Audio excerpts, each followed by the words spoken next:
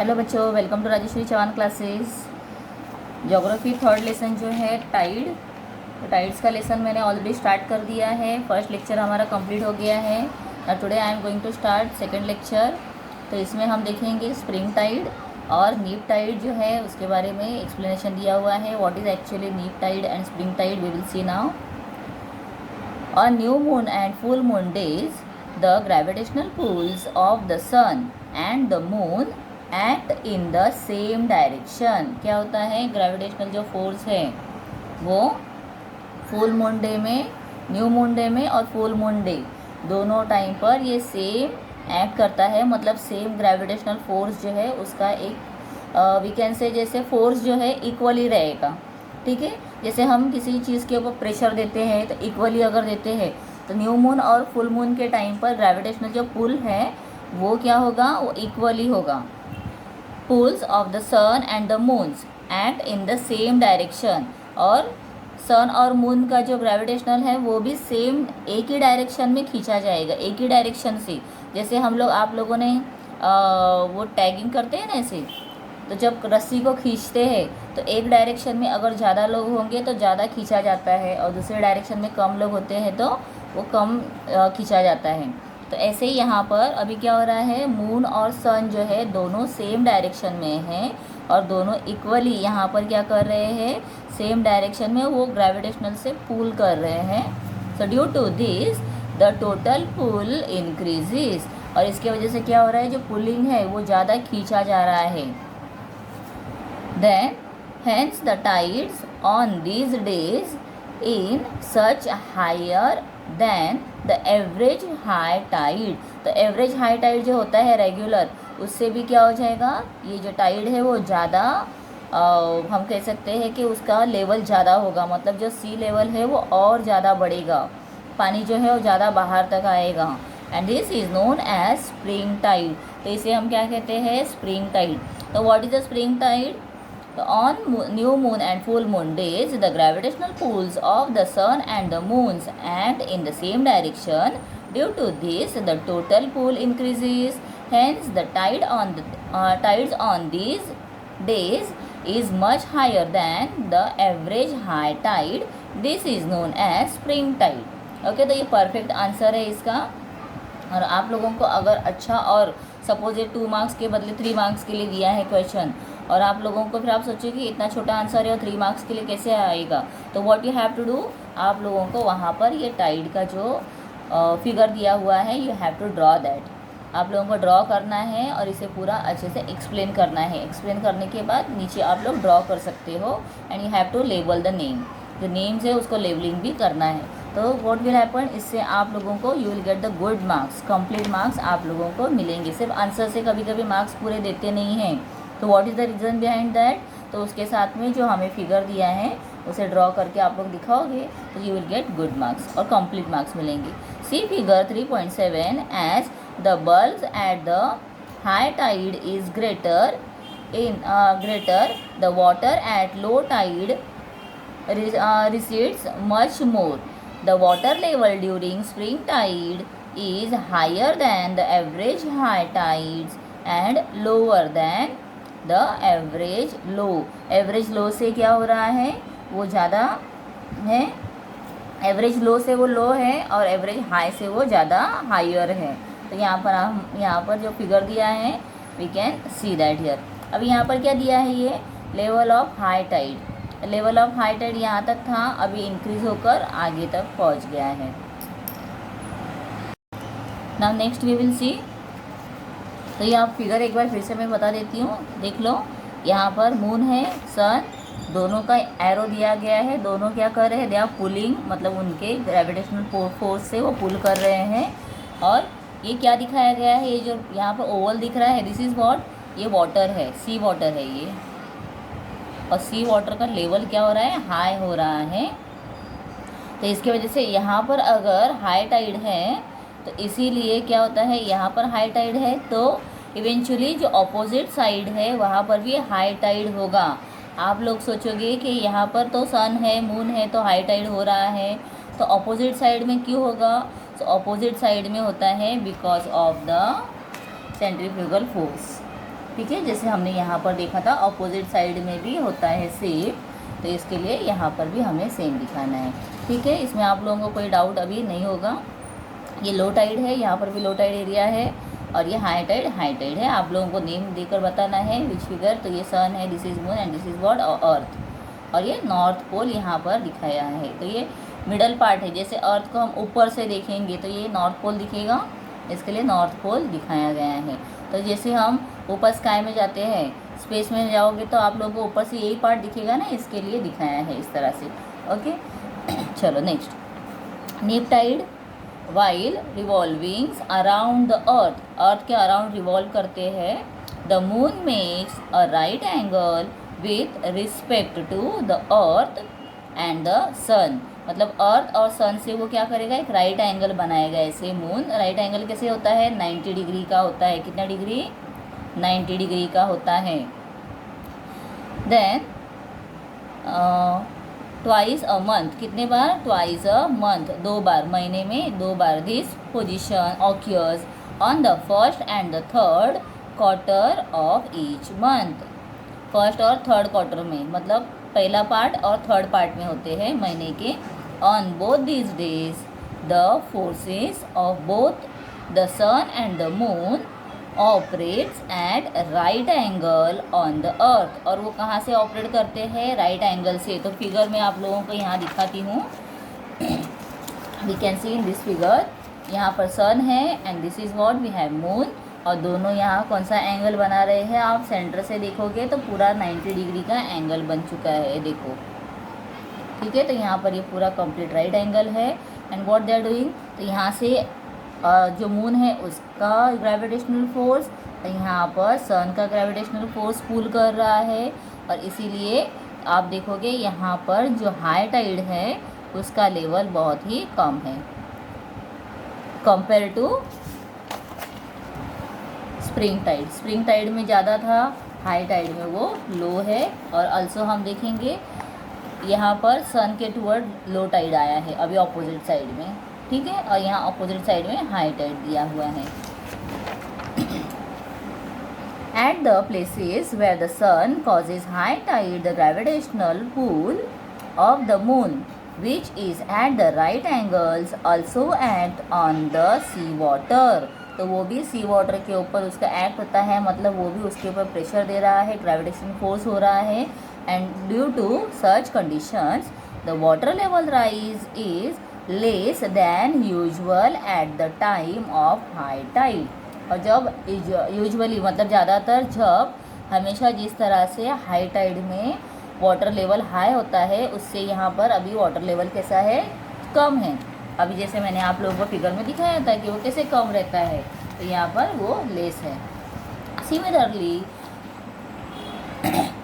fall in water level is less than usual at the time of low tide। और low tide में भी क्या हो रहा है, वाटर लेवल और कम होता है। This is because the attractions of the sun and the moon are not complementary but at right angle. अभी कॉम्प्लीमेंट्री मतलब क्या है, जो हमने मैथ्स में सीखा हुआ है, स्ट्रेट लाइन में नहीं है, एक एंगल में नहीं है, तो यहाँ पर ये राइट एंगल में है। इसके लिए एक साइड से उनका पुलिंग नहीं हो रहा है, फोर्स नहीं आ रहा है, देयरफॉर यहाँ पर but at right angles to each other. वो कैसे है, राइट एंगल में है। Such tides are called neap tide. तो आप लोगों को अब क्लियर हो गया नीप टाइड क्या है।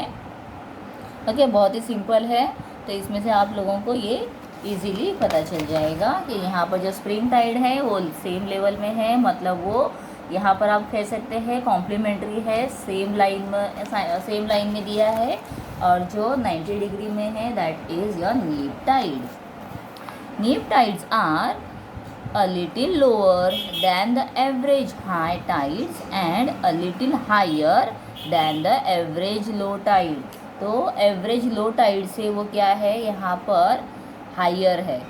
ठीक है, और जो एवरेज हाई टाइड होता है उससे वो क्या, रेगुलर जो हाई टाइड होता है उससे यहाँ पर ऑपोजिट हो गया है। देखो पहले हाई टाइड था, तो हाई टाइड का जो लेवल है उससे अब ये कम आ गया है थोड़ा, और जो लो टाइड है तो लो टाइड से क्या हो रहा है, ये और थोड़ा सा लो जा रहा है। तो इस तरह से ये सेंटेंस में हमें फिर से एक बार रीड करती हूँ।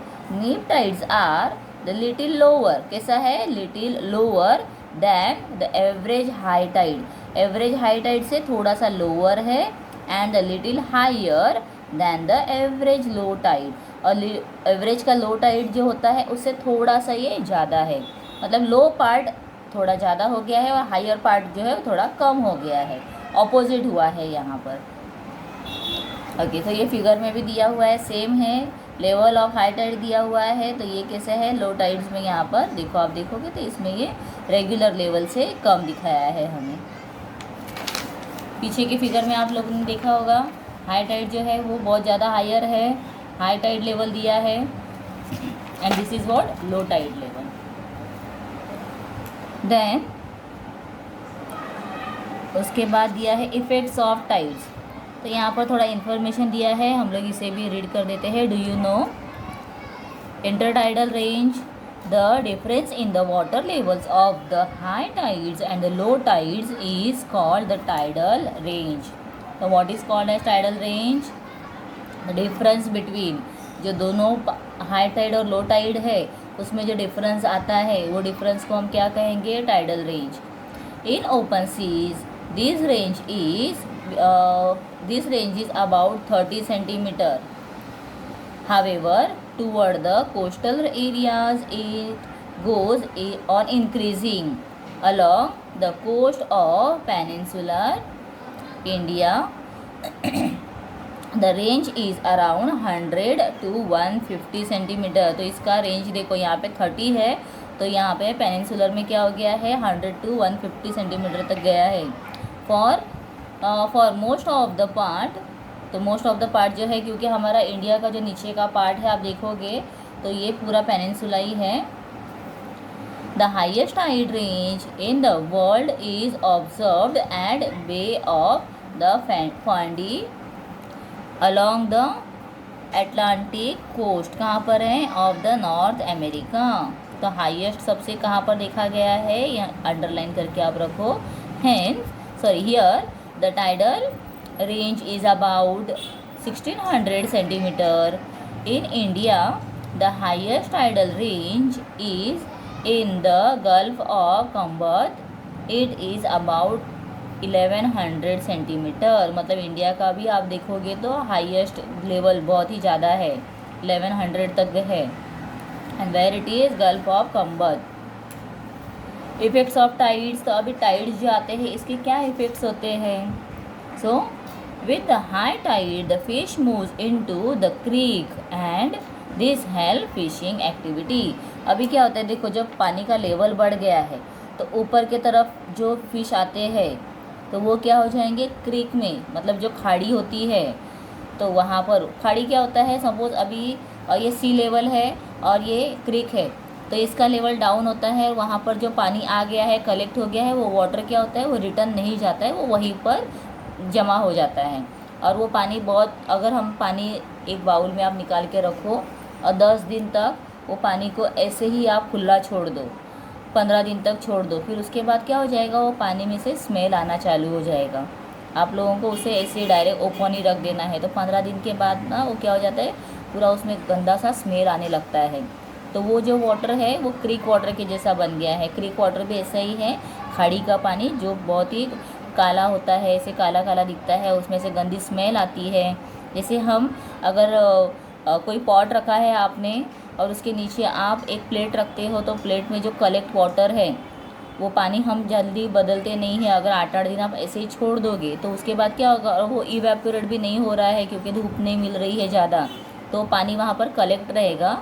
और वो जो कलेक्ट वाटर होता है वो आप अगर प्लेट चेंज करने के लिए निकालोगे, पानी निकालने के लिए, तब आप सोचोगे कि वो पानी में से गंदी स्मेल आएगी। वो कहाँ से आती है, बिकॉज ऑफ वो वहाँ पर पानी बहुत दिनों से कलेक्ट है।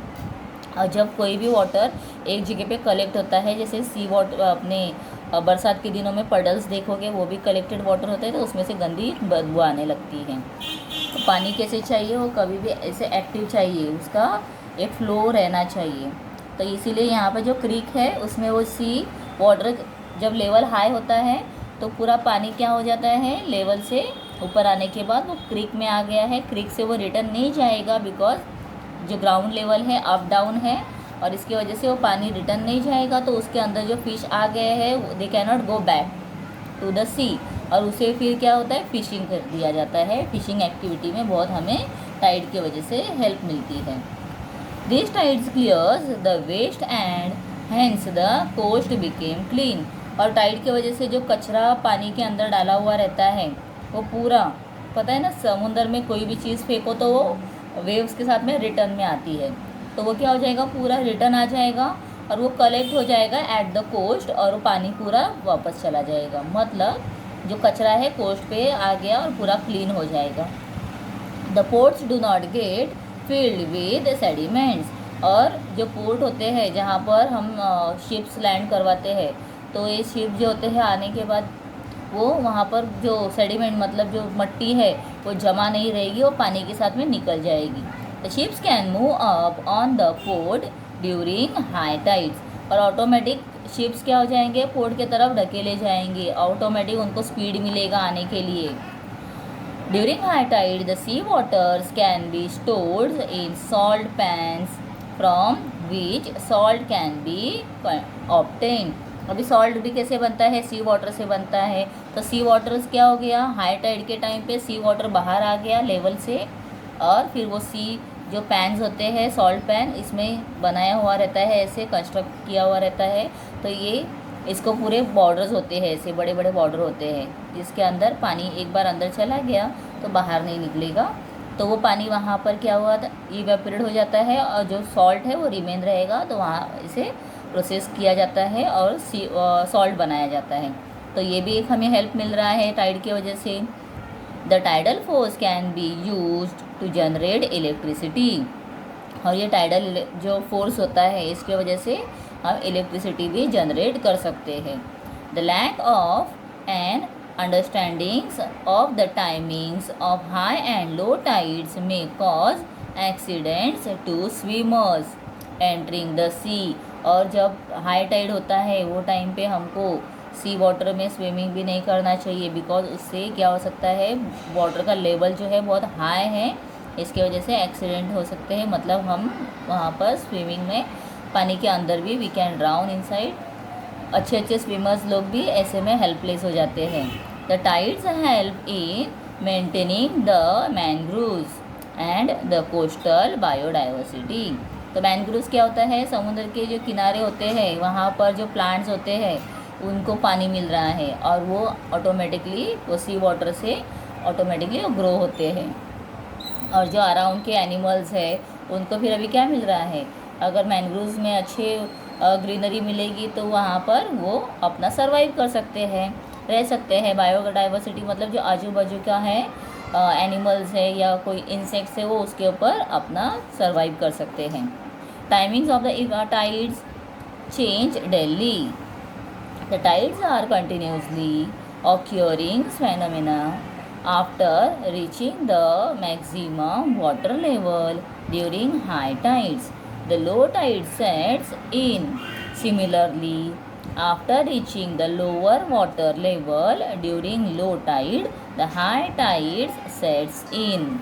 Remember that in the following discussion, the highest limits of the high tides is mentions in figure 3.9। अगर आप यहाँ पर देखोगे तो ये फिगर में दिया हुआ है। You will understand why the timings of the high and low tide changes daily। अभी मैंने यहाँ पर भी आप लोगों को बताया था कि वो क्यों चेंज होता है, मैं बाद में बोलूँगी आप लोगों को उसका रीज़न क्या है। अभी आप देखोगे यहाँ पर हाई टाइड है, अभी ये मून इसके सामने है तो यहाँ पर हाई टाइड आ गया, ठीक है। लेकिन जब मून आगे गया है मतलब अर्थ भी रिवॉल्व कर रहा है और मून भी अर्थ के अराउंड रिवॉल्व कर रहा है, मतलब पोजीशन चेंज हो रही है। तो अब क्या होगा, इसके सामने अर्थ के सामने अभी यहाँ पर मून था पहले, तो this place was in high tide. अभी ये आगे चला गया है तो ये प्लेस आ जाएगा हाई टाइड में, ये प्लेस आ जाएगा बाद में। ऐसे क्या होते जाएगा, जो प्लेस मून के सामने है और जहाँ पर सी है तो वहाँ क्या हो जाएगा हाई टाइड रहेगा, समझ रहे हैं। और जो प्लेस के ऊपर नहीं है वहाँ पर लो टाइड आ जाएगा। तो साइमल्टेनियसली क्या हो रहा है, according to moon's position high tide और लो टाइड्स के टाइमिंग चेंज हो रहे हैं। समझ रहा है आप लोगों को। So the rotation speeds of the earth 1 degree is equal to 4 minute. तो 1 डिग्री आगे जाने के लिए कितना टाइम लगता है, 4 minutes. And time takens for 12 degree 30 is equal to 50 minutes. तो इसमें क्या होगा, यहाँ पर दिया गया है तो ये क्या है, ये 4 मिनट्स के हैं। और जब यहाँ पर टाइमिंग के अकॉर्डिंग जब वो आगे जाएगा तो यहाँ 50 मिनट्स का डिफरेंस हो गया है। मतलब 12 degree 30 time takes for the 12 degree 30 यहाँ पर दिया है 12 डिग्री 30। ये देखो, तो यहाँ से आप ये लाइन देखोगे तो इसमें 50 मिनट्स का क्या हो रहा है, डिफरेंस दिखाया गया है। ठीक है। Now next will see there will be high tides at the point P। अभी यहाँ एक्सप्लेनेशन भी दिया है हमें, हम एक बार उसे भी फिर से देख लेते हैं। Point P as it is opposite to the moon. तो ये देखो यहाँ मून है, तो मून के ऑपोजिट ये पॉइंट P दिया गया है। As point F is opposite and an antipodal. तो F कहाँ पर है, यहाँ देखोगे आप।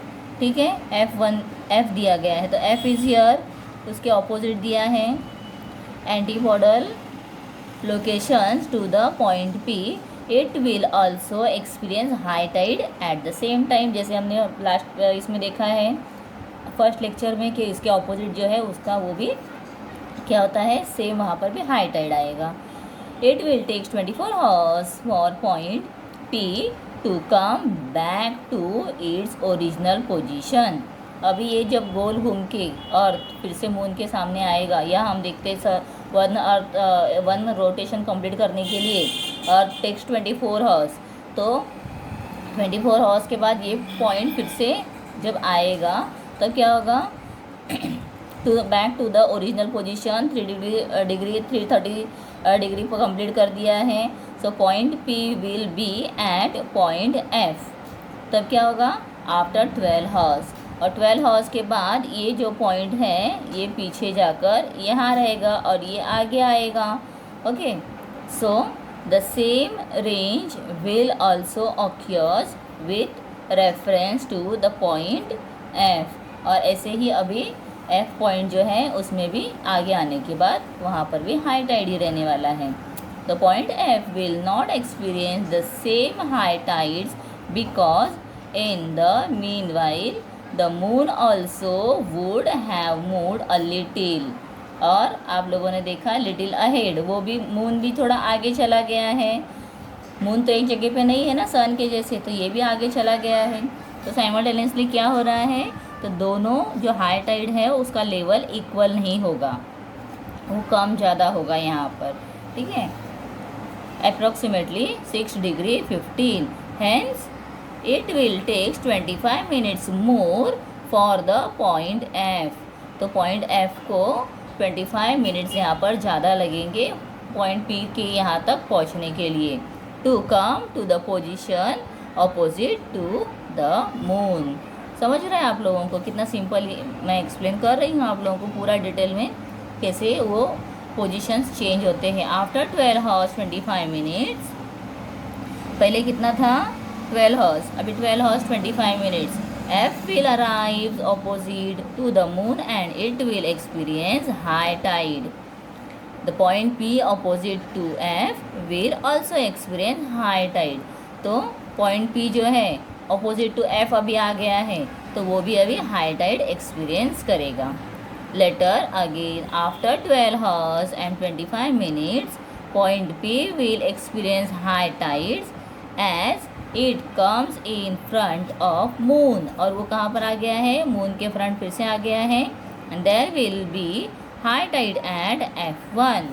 और वहाँ पर F1 पे भी हाई टाइड रहेगा, shown in the figure 3.9। there is a high tide and low tides twice और डे 24 आवर्स, मतलब 24 आवर्स में हाई टाइड और लो टाइड्स कितने बार आते हैं, 2 बार आते हैं। आप लोगों ने देखा होगा दोपहर में 12 बजे के टाइम पर मोस्ट ऑफ द टाइम 12 बजे से लेकर दोपहर में हम देखते हैं 1 या 1:30 बजे तक हाई टाइड और लो टाइड हम देखते हैं। The time difference between 2 high tides is of 12 hours and 25 minutes. कितना डिफरेंस है? 12 hours and 25 minutes. High tides, difference between 2 high tides मतलब मॉर्निंग में एक बार हो गया है, सॉरी मॉर्निंग में नहीं, आफ्टरनून में 12 o'clock को हुआ, फिर रात को फिर से 12:25 को होगा। ऐसे ये डिफरेंसेस चलते रहते हैं। ओके, नाउ एक एक्सपेरिमेंट दिया हुआ है, यू कैन डू दिस। ना जोग्राफिकल एक्सप्लेनेशंस वेव्स। अभी नेक्स्ट क्या दिया हुआ है जोग्राफिकल एक्सप्लेनेशन में? वेव्स दिया है। तो ये वेव्स क्या होते हैं और उसका पूरा डिटेल एक्सप्लेनेशन में आप लोगों को थर्ड लेक्चर में करूँगी। तो थर्ड लेक्चर हमारा हो जाएगा कंप्लीट, उसके बाद हम कंटिन्यू करेंगे क्वेश्चन आंसर। तो बहुत ही अच्छा लेसन है। इसमें हम जो वेव्स होते हैं, तो हमने वेव्स तो बहुत देखे हैं, समुंदर पे हम जाते हैं, पानी में खेलते हैं, मज़ा करते हैं, लेकिन ये सब कैसे ऑक्योर होता है, क्या उसके कंडीशंस हैं, उससे कौन कौन रिलेटेड है, ये हमने ये 2 लेक्चर में देखा हुआ है। अभी जो वेव्स आते हैं वो वेव्स भी छोटे बड़े क्यों आते हैं उसका भी हम यहाँ पर रीज़न देखेंगे नेक्स्ट लेक्चर में। तो बच्चों, अगर आप लोगों ने अब तक सब्सक्राइब नहीं किया है चैनल को तो सब्सक्राइब ज़रूर करो, फ्रेंड्स के साथ में वीडियोज़ को शेयर करो, और मैथ्स साइंस दूसरे सब्जेक्ट्स के वीडियोस देखने के लिए, लेसन्स देखने के लिए मेरे चैनल में आप अगर इसमें जाओगे प्लेलिस्ट में, तो आप लोगों को सारे आंसर्स वहाँ पर अवेलेबल मिलेंगे, पूरे आप लोग देख सकते हो। ठीक है, थैंक यू।